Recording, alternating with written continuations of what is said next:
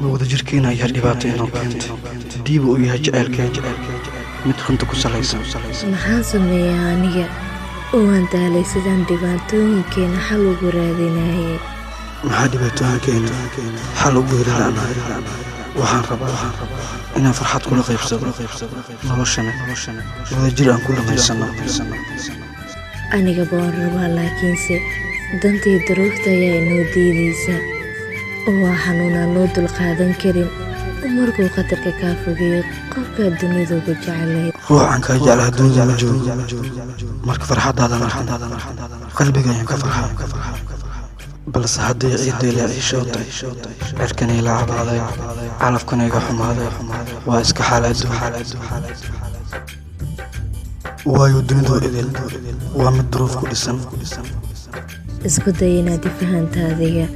aniga ma rabo in yaroo dhaawac inuu qalbigaaga soo gaaro marba haddii aad noloshaygu cedlaysay ma ciqaab kalaa ii hartay waxaan rabaa noloshaada inaysan nusqaamin la'aantay iska faraxsanaato rabbi waxaan kaaga baryaa inaysan nolosha ku xumayn guulal baad nolosha ka gaartana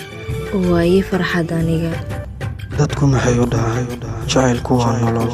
haddiiba dhibaatadan ay ku hoos duugan tahay run ahaantii qalbiyadeena holac ayaa ka wada shidan maxaan dhaaxa soo wada jirnay dhigeena ugu farxad badnayn adduuna wada dhalanteed dhibaatooyinka laga dhaxlo